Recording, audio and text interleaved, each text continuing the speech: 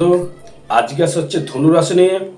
এই যে মঙ্গল যে নিচস্থ হয়ে গেল ধনুরাশি বা ধনু লগ্নের ক্ষেত্রে বলছি, এই যে মঙ্গল নিচস্থ হয়ে গেল সেটা কিন্তু চলে গেলে হচ্ছে পুনর্বসু নক্ষত্রে, মানে বৃহস্পতির নক্ষত্রে গেল। আজকে কিন্তু যে বিষয়ে আলোচনা থাকবে সেটা হচ্ছে নক্ষত্র বিষয়ে কিন্তু আলোচনা থাকবে।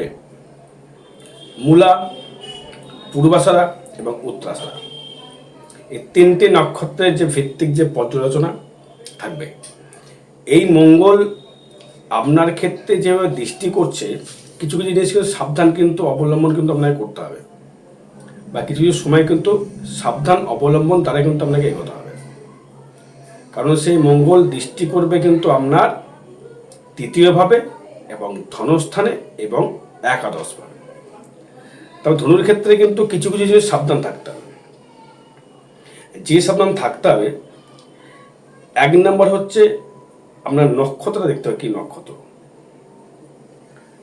মঙ্গল আপনাকে গম বা অর্থ রোজগারের জায়গায় কিন্তু আপনাকে দেবে এবং আপনার ক্ষেত্রে ইনকাম বৃদ্ধি করবে, আপনার ভ্রমণ সুখ দেবে, মামলা মকদ্দমায় জয়লাভ করতে পারে, কিন্তু কিছু কিছু সময় কিন্তু অশান্তি আবার ভোগ আপনাকে করতে হবে।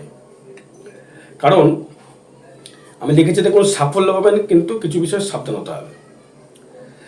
মঙ্গল অষ্টমে ভাবে নিচস্থ হয়ে গেছে, থ্যাম্বেলটা দেখুন, থ্যাম্বেলে আমি লিখেছি, দেখে দিন। এবার এই মঙ্গলটি যেহেতু আপনার অষ্টম ভাবে চলে গেল, বিশেষ করে দাম্পত্য কলহ থেকে সাবধান থাকতে হবে।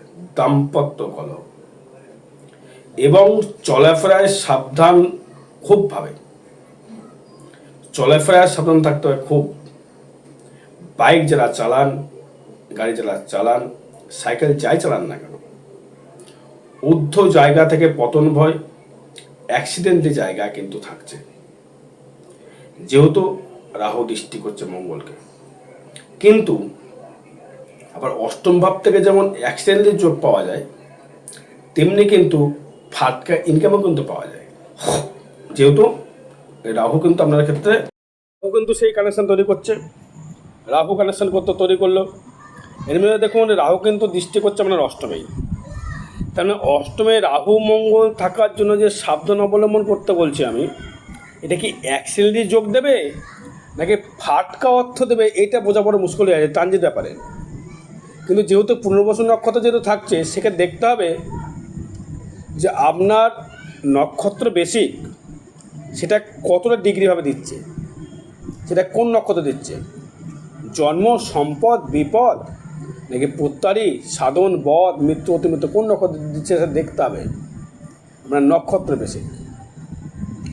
যেহেতু তখন ধনু লগ্নের ক্ষেত্রে শনি এখন 4th হাউসে রয়েছে, শুক্র রয়েছে, ধনু রাশির ক্ষেত্রেও তাই।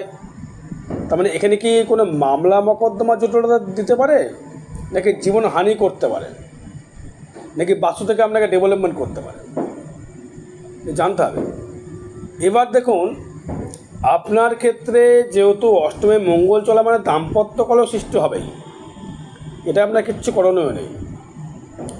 কারণ সে দ্বিতীয় দৃষ্টি করবেন, আপনি স্পষ্ট বক্তা, স্পষ্ট কথা বলে ফেলবেন, স্পষ্ট কথা বলে শত্রুবৃদ্ধি হয়ে যাবে। আবার তৃতীয় সে মঙ্গলের দৃষ্টি, পরের উপকার করতে গিয়ে একদম আছলা খেয়ে যেতে হবে আপনাকে, বাঁশ সাবধান থাকতে হবে তার থেকে। এবং আয় কিন্তু মঙ্গল দেখাচ্ছে বৃদ্ধি হবে, কারণ মঙ্গল যদি পঞ্চমপতি, সে রাহু দৃষ্টি করছে, আবার সেক্ষেত্রে দেখাচ্ছে কিন্তু আয় দেখাচ্ছে, কিন্তু মারাত্মক আয় দেখাচ্ছে। আয় যদি মারাত্মক যদি আয় হয়ে থাকে, তাহলে সাবধানটা কেন? মঙ্গল নিচস্থ হয়ে গেল অষ্টম ভাবস্থভাবে। অষ্টম ভাব একেই কানাঘর, বাজে ঘর, যেখানে অষ্টম মানে হচ্ছে ওখানেই মৃত্যু, ওখান থেকে প্রজন্ম। কারণ হচ্ছে এখানে কথা বলতে গেলে একটু অ্যাডাল্ট কথা চলে আসবে, ওটা আমার উচিত হবে না। আমরা যখন সঙ্গম করা হয়, বা আমরা যারা আলিঙ্গন করি, বা আমরা যারা মিলিত হই সন্তান প্রসব করবার জন্যে, পুরুষের শরীর থেকে সে কিন্তু মৃত হয়ে যায়, তাই তো? পুরুষ শরীর থেকে সে মৃত হয়ে যায়, হবার পর কিন্তু সে কিন্তু আবার প্রজন্ম জন্ম নেয়। এটাই অষ্টম ভাব মৃত্যু, ওখান থেকে আবার জন্ম তৈরি হওয়া। এটাই এবার বক্তব্য বলতে চাইছি। এই অষ্টম ভাব থেকে মৃত্যু হবে না প্রজন্ম দেবে, এটা বোঝা মুশকিল হয়ে যাচ্ছে, কারণ আমরা চারটা আমি জানি না। সেক্ষেত্রে বলতে অষ্টম ভাব থেকে আপনার একটা নতুন কিছু তৈরি করার জায়গা দেখাচ্ছে। এবার আসবো হচ্ছে নক্ষত্র ভিত্তিক নিয়ে আসবো। প্রথমে আসবো হচ্ছে মূলা নক্ষত্র, কেতুর মহাদশায় জন্ম। মূলা নক্ষত্র যদি হয়ে থাকে তাহলে মঙ্গল যেহেতু থাকছে, পূর্ণবসু নক্ষত্র থাকছে, রাহু থাকছে সেই একই বৃহস্পতির নক্ষত্রে, শনিও তাই একই বৃহস্পতির নক্ষত্রে, শুক্র থাকছে তাই, তাহলে কী ফল দিতে পারে? শুক্র যেহেতু একাদশপতি, মূলার ক্ষেত্রে যদি দেখা যায় 10, 11, 12, 13, 14, 15, 16 না, ভালো জায়গায় দেখাচ্ছে না, কিন্তু কেতুর কানেকশন ভালো দেখাচ্ছে না। মূলা নক্ষত্র সাবধান থাকতে হবে আপনাকে, সাবধান করছি বারবার।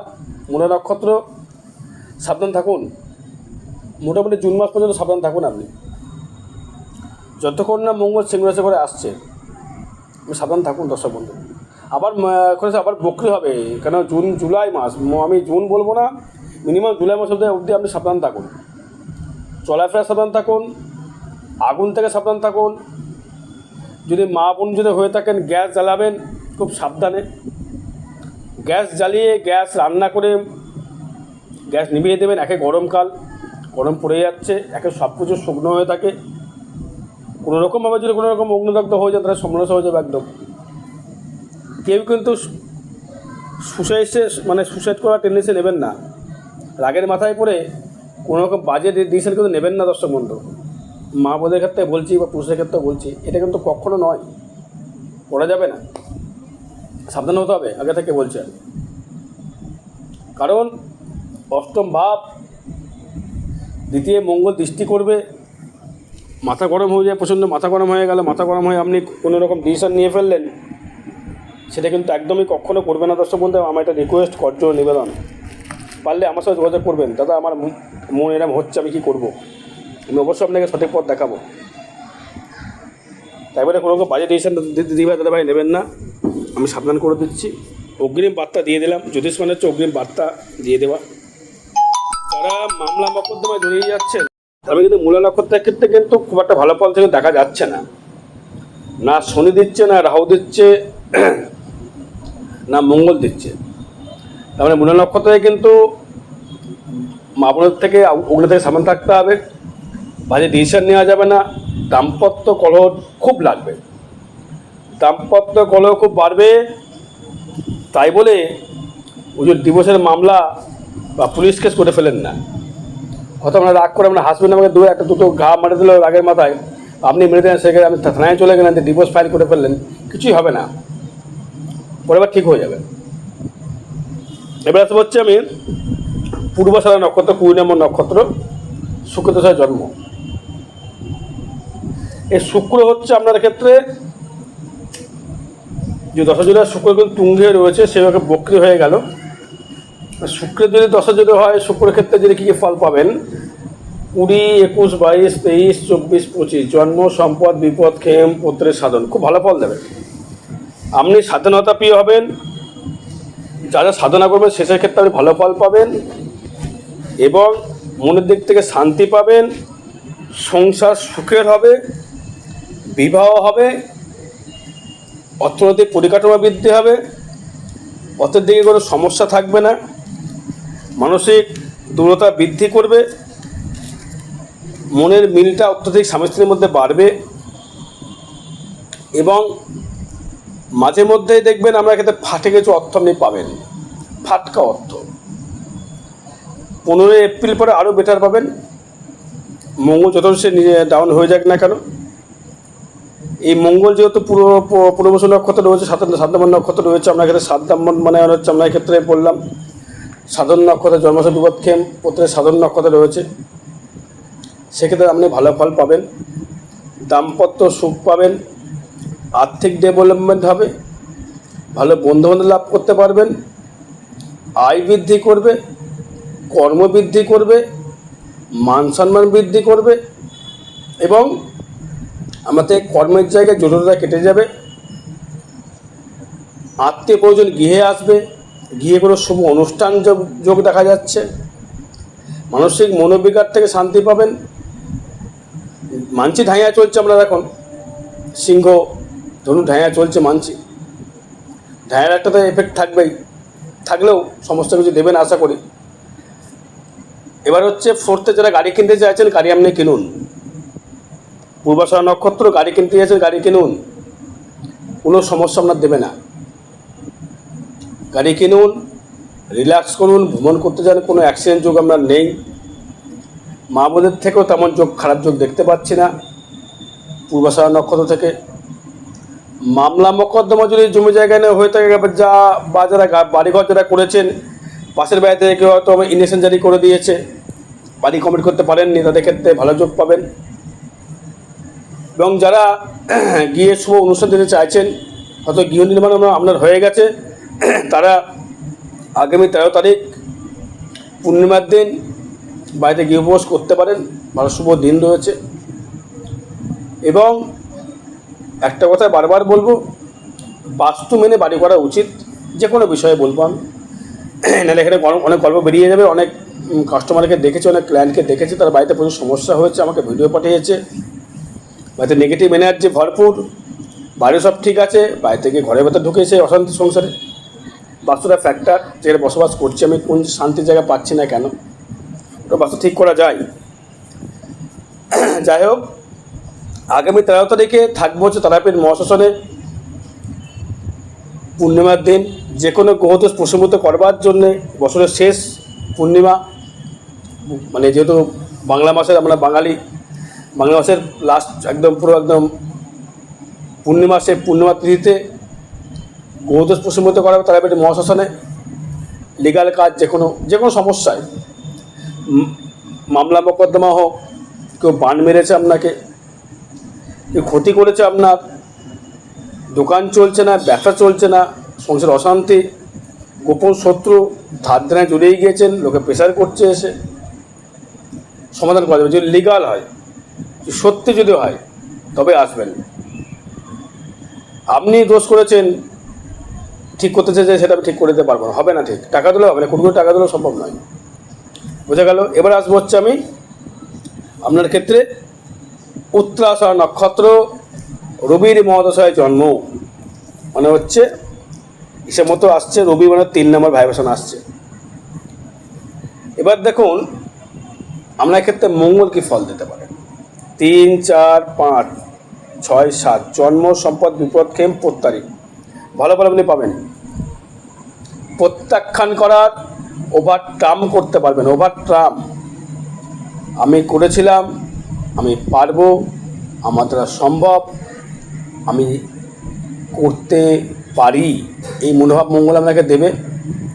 মাথা ঠান্ডা হবে, বন্ধুবান্ধব বৃদ্ধি হবে, মানসিক জোর বৃদ্ধি হবে, বিবাহ যোগ দেখা যাচ্ছে, অর্থনৈতিক পরিকাঠামো বৃদ্ধি হবে, ফাটকা ইনকাম দেবে, ফাটকা রোজগার দেবে, ভালো গৃহে বসবাস দেবে, ভালো খাদ্য গ্রহণ দেবে, ভালো সাংসারিক সুখ দেবে, এবং ভালো দিক থেকে আপনাকে দেবে হচ্ছে ডেভেলপমেন্ট। কারণ এই উত্তরাষাঢ়া নক্ষত্রের ক্ষেত্রে আপনার প্রত্যয়ে থাকছে হচ্ছে শনি, থাকছে শুক্র, থাকছে রাহু, এবং বুধ থাকছে কিন্তু আপনার ক্ষেত্রে কিন্তু 26 নম্বর নক্ষত্রে, এবং রবিও তাই।